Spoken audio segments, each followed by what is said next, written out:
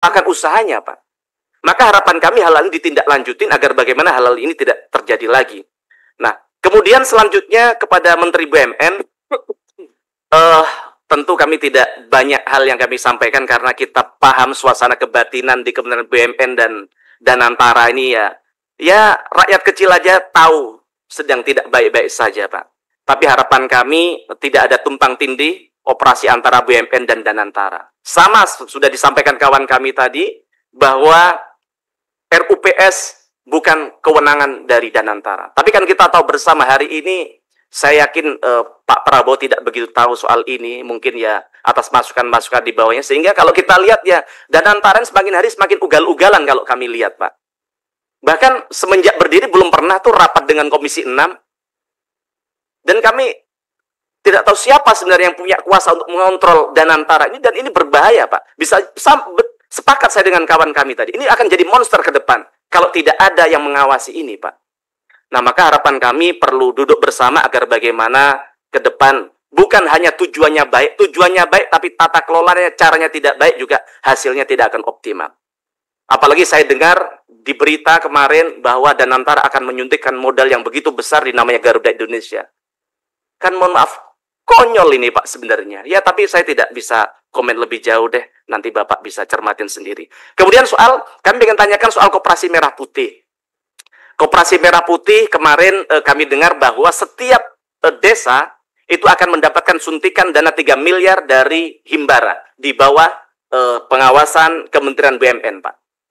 Nah, 3 miliar kali 80 ribu desa, kira-kira 240 triliun. Kan ini bukan duit kecil, Pak. Kita lihat bahwa hari ini BRI sahamnya sedang tidak baik-baik saja, walaupun tetap positif secara finansial. Tapi jangan sampai kemudian saya yakin tujuan Koperasi Merah Putih ini baik, mulia, yaitu bagaimana menggerakkan ekonomi daerah. Tapi jangan kemudian ketika tidak ada kehati-hatian sampai mengorbankan KAR dari perusahaan-perusahaan Himbara tadi. Yang kedua, Pak, masih terkait itu kan tujuannya KMP ini adalah bagaimana menggerakkan ekonomi daerah. Nah, sekarang bagaimana Bapak tahu bahwa isu yang terbaru Grab akan mengakuisisi namanya Gojek. Kita tahu Gojek adalah salah satu aplikasi kebanggaan bangsa kita, Pak. Bahkan Grab aja saya dengar dulu belajarnya dari Gojek, Pak. Kan artinya luar biasa Gojek nih. Dan kita tahu bahwa Gojek itu punya 3 juta mitra dan banyak sekali UMKM yang terbantu dengan adanya Gojek. Di tempat saya ada namanya Warung Padang, Pak. Itu awalnya kecil, pinggir jalan, di jalan pasar begitu. Sekarang sudah punya warung yang sangat megah di tengah kota Surabaya karena dulu terbantu dengan namanya Gojek.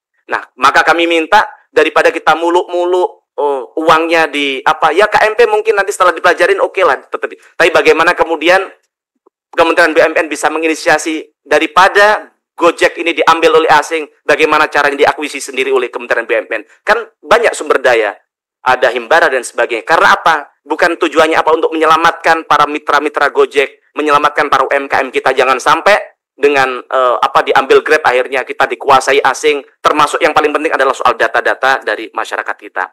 Itu aja dari kami, kurang lebihnya mohon maaf. Assalamualaikum warahmatullahi wabarakatuh. Waalaikumsalam. Terima kasih Pak Mufti Anam. Kita memang belum memanggil Danantara, Pak Mufti. Dan mereka siap saja untuk diundang. Ditetapkan nama Ketua DPR. Aman. Aman. Kalaupun dipanggil oleh Komisi 6, pasti datang juga. Jadi jangan khawatir. Selanjutnya Pak Labib.